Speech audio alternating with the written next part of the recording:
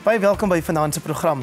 Ons begin deur te kyk na die bevindings van 'n hersieningspaneel wat ons ondersoek instel na Afrikaanse Staatsveiligheidsagentskap. Hierdie verslag maak nou groot opslag en wys hoe ons spionasiedienste misbruik is. Romantha Botha vertel ons meer. Die bevindings van 'n ondersoek na Suid-Afrikaanse Staatsveiligheidsagentskap het gewys dat een van die wêreld se grootste intelligensieskandale nog onder die wakende oog van oud-president Jacob Zuma plaasgevind het. Die verslag toon hoe Zuma en faksies wat lojaal teenoor hom was, die instelling gebruik het vir politieke gewin. Die paneel het onder meer bevind dat Zuma en twee ministers wat onder hom gedien het, naamlik Siyabonga Twele en David Mahlobo, die agentskap sedert 2005 vir hulle eie politieke en persoonlike gewin misbruik het. Die paneel het ook kommer uitgespreek dat die Staatsveiligheidsagentskap nie volgens die grondwet en die wetgewing waarin dit moet voldoen, opgetree het nie. Dit beveel aan dat Zuma en verskeie ander strafregtelik vervolg moet word. Die verslag het ook gewys hoe spioene te werk gegaan het om Zuma se vyande te diskrediteer. Een van die organisasies waarop daar gespioneer is die Raad vir die Bevordering van die Suid-Afrikaanse Grondwet, oftewel KESAK. We knew that the report had been done and that it had been handed to the President in December last year already, but we were not aware that KESAK would be specifically mentioned in the report. Naidu sê die bevindings wys die Staatsveiligheidsagentskap het sy plig teenoor die land versaak. It tells us that the intelligence services have not been focusing on their real duty, which is to protect the people of the Republic by having proper intelligence for both domestic and foreign to protect us from threats wherever they may emanate locally and globally. And they've obviously taken their eye off the ball in that regard. Hy sê daar moet gevolge wees. Those that are implicated in the report need to be further investigated if necessary, and we would want to ultimately to see criminal charges being pressed against people who are involved in misusing state resources and misusing state entities against civil society organisations. Dit blyk of veral organisasies wat hulle beywer vir die bevordering van die grondwet deur die faksies geteiken is. Een van hulle is South Africa First Forum. It's a sad state of affairs that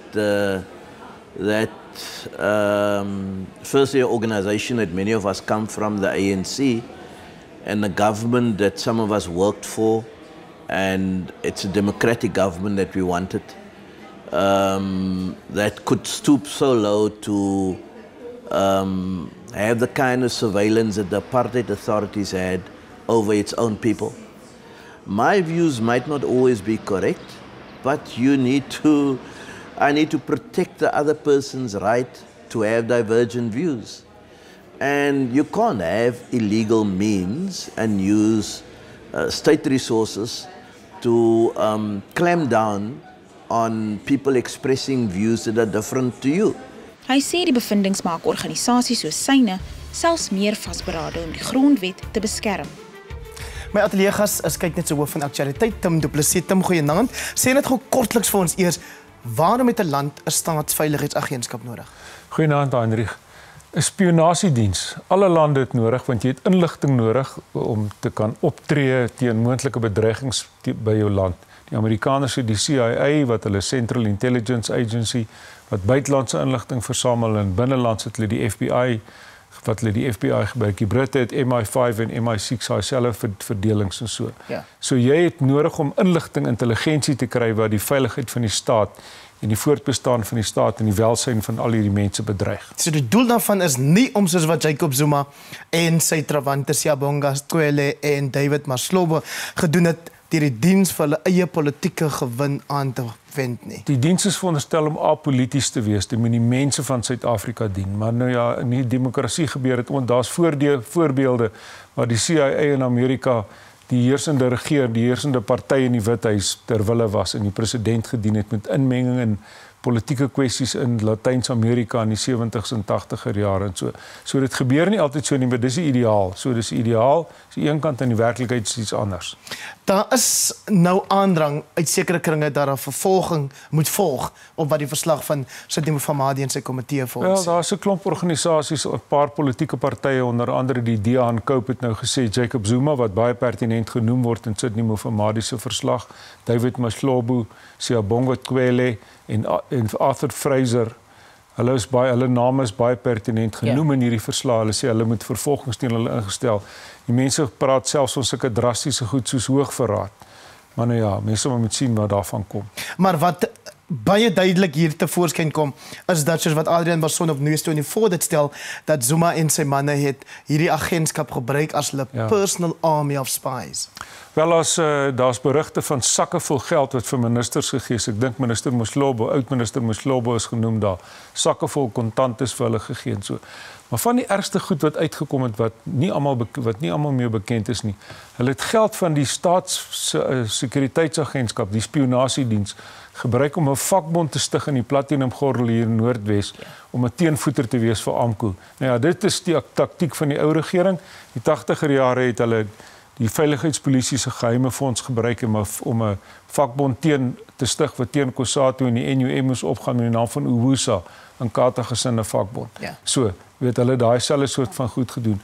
Daar's aantuigings dat hulle daai geld van daai agentskappe gebruik het om Ramaphosa se veldtog om president van die ANC te word, Desember 2017 om dit te verydel. Dit maak in 'n sekere sin sit nogal sy oorwinning wat baie skraal was in 'n perspektief.